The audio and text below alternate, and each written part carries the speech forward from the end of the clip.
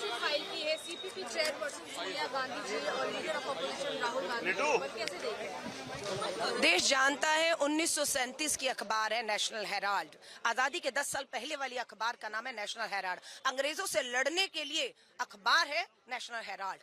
जब ये संघी अंग्रेजों की मुखबरी कर रहे थे ना, तब पंडित जवाहरलाल नेहरू जी ने ये नेशनल हेराल्ड अखबार अंग्रेजों से लड़ने के लिए खोली। और उसके बाद आज आजादी के 75 साल हो गए। वो नेशनल हेराल्ड तब भी थी, आज भी है, लेकिन कुछ साबित आज तक नहीं कर पाए। 10 साल से इनकी सरकार है, वही नेशनल हेराल्ड, वही कागज, वही पेपर, वही आरोप, वही झूठे, कुछ साबित नहीं कर पा रहे ये लोग।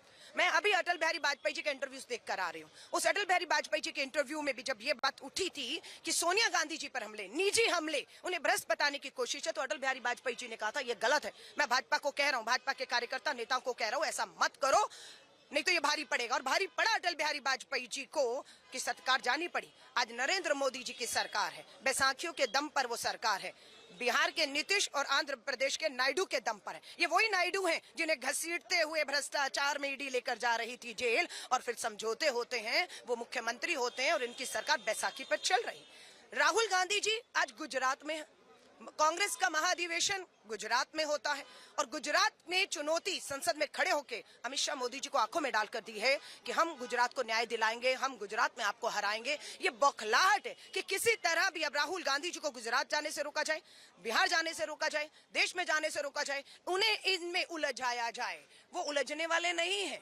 और सोनिया गांधी जी की जहां तक बात है, उन्होंने पूरी जिंदगी इस धरती, इस मिट्टी पर उनके परिवार के खून कहें, शहादतें कहें, उनका समर्पण, संघर्ष, त्याग कहें, वो दुनिया के सामने है। वो ना कभी गई हैं कहीं, ना जाएंगी, यहीं खड़े होकर इन तानाशाहों का मुकाबला करेंगी। और राहुल गांधी जी को हम विश्वास सबको है कि पूरा देश का कार्यकर्ता आज देश में एक आवाज पर रात को पता लगा है, सड़कों पर उतर के आया है। इस सरकार को हम झुकाएंगे। वो कोई और होंगे मोदी जी जो आपकी ईडी सीबीआई से डर गए, आपकी वॉशिंग मशीन में धुल गए, आपके मंत्री और मुख्यमंत्री बन गए।